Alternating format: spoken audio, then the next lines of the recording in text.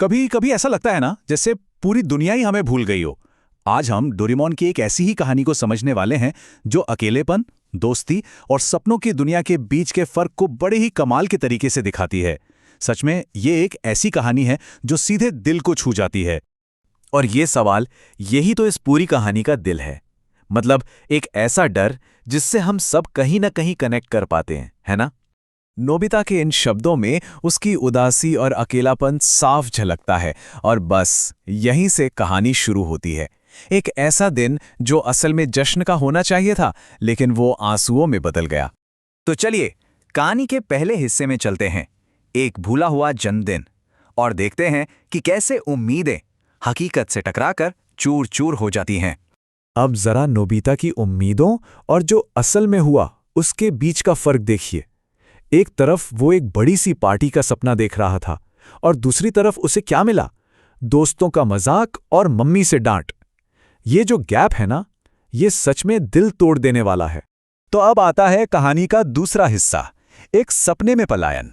जब हकीकत इतनी दर्द भरी हो तो नोबिता कल्पना की दुनिया को चुनता है। और ये जो गैजेट है ना, ड्रीम पर्सन, ये कोई मामूली खिलौना नहीं है।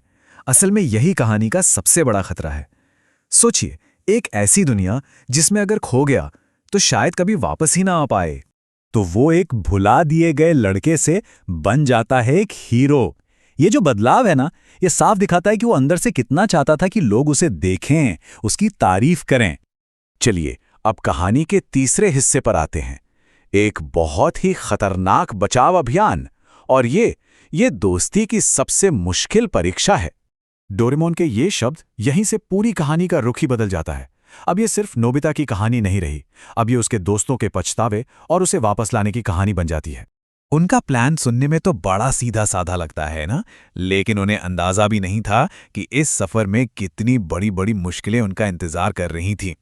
और डोरेमोन की ये वार्निंग, ये उनके मिशन के असली खतरे को सामने लाती है। मतलब ये कोई खेल नहीं था, ये उनकी दोस्ती की शायद सबसे बड़ी परीक्षा थी। आगे बढ़ते हैं चौथे हिस्से की तरफ, असुरक्षा की दुनिया। देखते हैं कि उस परफेक्ट से दिखने वाले सपने का असली सच क्या था। इंटरेस्टिंग बात यह है कि भले ही ये नोबिता के सपनों की दुनिया थी, लेकिन असल जिंदगी के डर और चिंताएं वो उसका पीछा वहां भी नहीं छोड़ रही थी।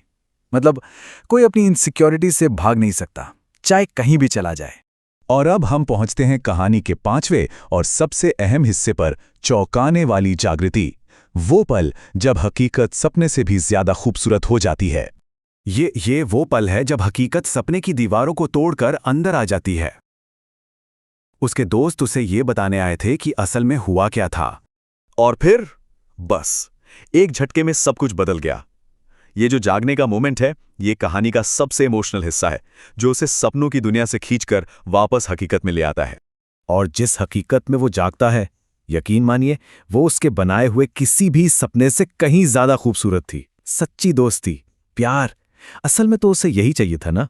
और ये एक साथ गूंजती हुई आवाज, बस यही इस कहानी को एक बहुत ही प्यारा और खुशी वाला अंत देती है। तो आखिर में ये कहानी हमें एक सवाल के साथ छोड़ जाती है। ज्यादा कीमती क्या है, एक परफेक्ट लेकिन अकेला सपना, या फिर दोस्तों के साथ शेयर की गई एक अधूरी सी हकीकत? ये कहानी हमें बस यही याद दिलाती है कि सच्ची दोस्ती से बड़ा शायद ही कोई और तोहफा हो।